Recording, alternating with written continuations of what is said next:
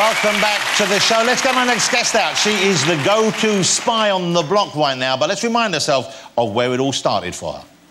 Yeah, so what's your name? Angel. All right, that's cool. Is that a nickname or what? Is all this leading somewhere? Huh? I mean, aren't you going to lay a line on me? No way. Cool. You guys are all the same, only after one thing. There you go, back in the old days, home and away. It's Melissa George, ladies and gentlemen. Here she is. With the lights out, it's less dangerous. Here we are now.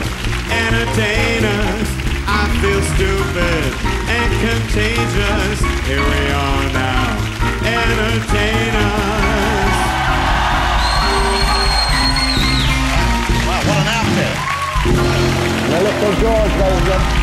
Come and sit down. You look fabulous. Thank you for joining us. A little bit of Nirvana there for you to walk onto. Wow, I haven't seen that footage in so long. Well, how old were you then, do you think? 16 years old. 16 years old. Wow. My accent was really strong. But you look totally different. I mean, obviously, the hair's a different colour now, and you've now got a zip on your leg. You know, everything's changed for the better. Is Home and Away still going? I think it's still going. They should put it out of its misery, shouldn't they, now? It's 80. They really should. And it seemed to me that for actors in Australia, that seemed to be like a necessary rite of passage. You had to go through one of the big soaps. There was Craig McLachlan, there was Kylie, of course, and Jason. They got famous over here, and then they got offered recording contracts and that kind of thing. And you looked like the next candidate. That didn't happen for you. Well, no, I was flown to London to have a couple of meetings to get the next, you know, be the next big pop star. To be the next Kylie, basically. Yep. And they were very serious, and I was flown 3 or 4 times.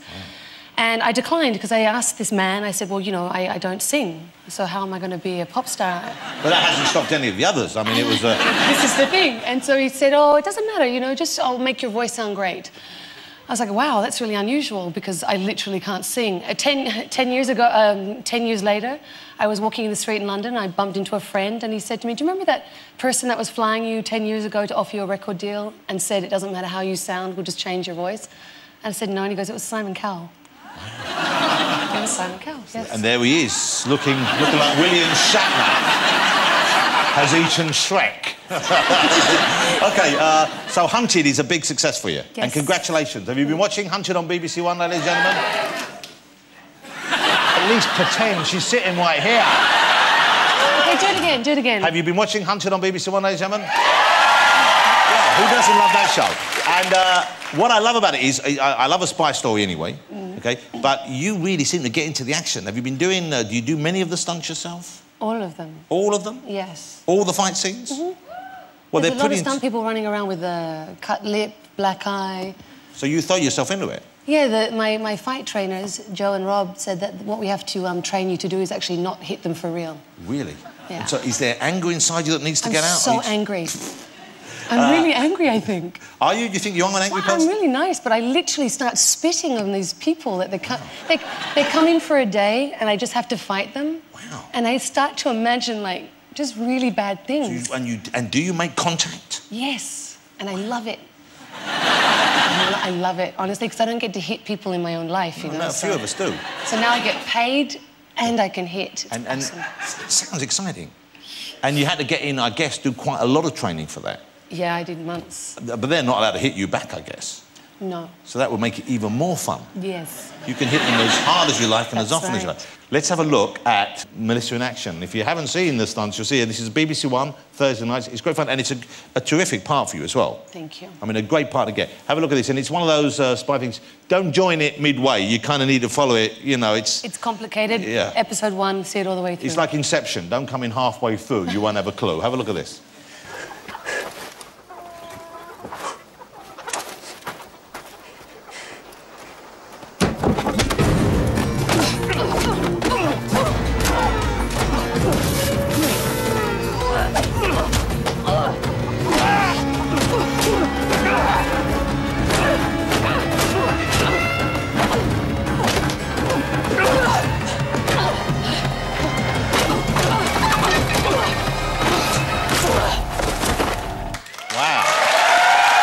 Pretty good, isn't it? That's pretty good. So listen, that's really you doing that. So would you show me, if I want, how do you actually There must be a chance of you getting hit. You want me to hit you? Not really, but I mean... Right, say I was to throw a punch at you. How do you block a punch? Okay. If you're doing a stunt thing. Hang on a second, get my Popeye. So if I was to throw a punch, you could block it? Give me a right one. OK. Yeah. You ready for this? Yeah. To full speed, or...? You want to do half speed? OK, I'll do a slower one, because I don't actually want to hit you... Should we do it slow, and then we'll do it in... No, just give me your best. So if I was to go like that, you go... Oh. Wow. Wow, that's pretty good.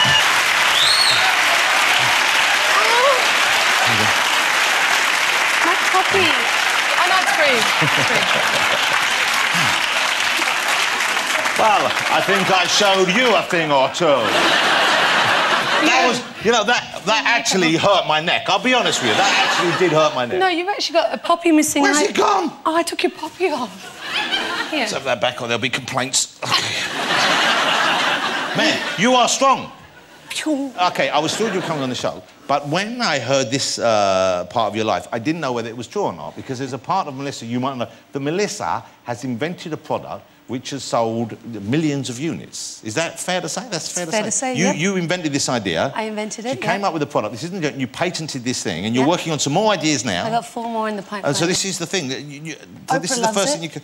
When did you come up with this? This is Style Snaps. And what does Style Snaps do? What it is, it's an adhesive button that allows you to have your long hem. Like, I invented it, I was walking down Madison Avenue, and I had my long dress pants with my 6-inch stilettos. So your long trousers all the way down. all the way down to the ground. And I wanted to take off my heels, put on my flats, and walk to the train. But the trousers too long. 6 inches too long. Too long. And I was like, oh my God, I need to invent something that I can snap under my long hem for my flats, walk the dog, go to the train, and then unsnap the hem and wear your heels. So something that stays on the trouser, keeps it in place. Yeah. And you just came up with this, and now you've made a lot of money from it. Yeah, and everyone said that's not going to work, that's not going to work, and we are now in every big box store in the country, in America. You've earned more money from that, or as much money from that as your acting, I would have thought. Yeah, more on this than my acting. That's incredible, isn't it? What a remarkable story. Yeah. So if I was to put them on here, where could I put them on if I wanted to put it on my jacket or something? OK, so the way it works... OK, so... Excuse me, I have buttons there, so I don't need those. Oh. Sorry. OK, so now you've... So you got me open, so imagine you had no buttons. Oh, my God, well, you're very jealous. You like that? I don't know if I like it. What do you mean you don't like it? Yes, That's it's all that. This is happening. That's really hairy. This is happening. This is happening right now. And that goes all the way down. There's a break of about an inch there for some reason. It's like, you know what that is? So that a fire won't spread. It's like a fire stopping there. You know, I think that's what it is, because friction. You don't want to... I'd go up like a torch. Hang on a second. OK, so that goes there, and then I just snap you down. Christ. You know what? You can also just put your tie anywhere you like. So these really work? So they stick on and you would... This is it? Oh, well, OK. Look. See? And then you snap... If you want to keep it there permanently, you just leave it on your jacket. And you leave that on the tie? And you go, oh, my God, I'm going out for dinner. I want to put my tie like this. And who wouldn't want to go out with dinner with me right now? Who wouldn't want to sit opposite with this going on and that? Why, Melissa, you've taken the frog and turned him into a prince. Oh, my gosh. Well, here's an exciting thing about Melissa. Hunted is on BBC One, as I said. She's got the product out. Other patents, you've actually patented other things you can't tell us about. I've got 4 more, but I was prototyping while the storm was happening in New York City. That's incredible. But here's the thing, when you were a kid, you were exceptional at a sport, weren't you? I was a champion roller skater. A champion roller skater? Yep, and it was going very well, and I was going out for the national titles, and I'd won many, many golds already for about 10 years in a row.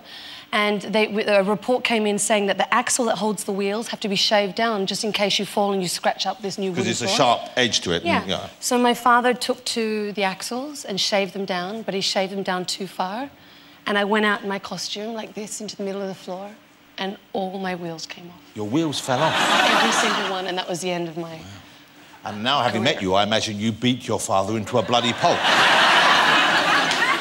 Do you still roller skate? Can you still do it? Do you still have the skills? Yeah, I love skating at the Highline Park. Okay. In New York. Would you show us a bit of roller skating? I know we have some skates in your size here. We need to skate. Would you mind showing us? Okay. Well, we're going to see some roller skating from Melissa at the end of the show. And here's the thing. I thought it wouldn't be fair to ask you. So we got skates in for everyone. But for now, will you say thank you to the lovely Melissa George? Thank you, Melissa. That was great. Thank you. I'm in pieces.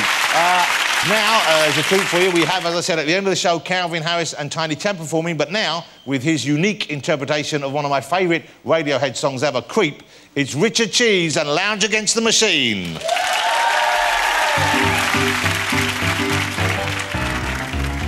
When you were here before, couldn't look you in the eye. You're just like an angel. Your skin makes me cry. You float like a feather in a beautiful world. I wish I was special. You're so freaking special. But I'm a creep. I'm a weirdo. What the heck am I doing here? I don't belong here. I don't care if it hurts. I want to have control. I want a perfect body and a matching soul. I want you to notice when I'm not here. You're so very special. I wish I was special, but I'm a creep. I'm a weirdo. What the heck am I doing here? I don't belong here. I'm a creep. I'm a nut job. What the heck am I doing here? I don't belong here. See you after the break. I'll be joined by Frankie Boyle. Don't go away. I don't belong here. Thank you so much. Thank you, Wasi.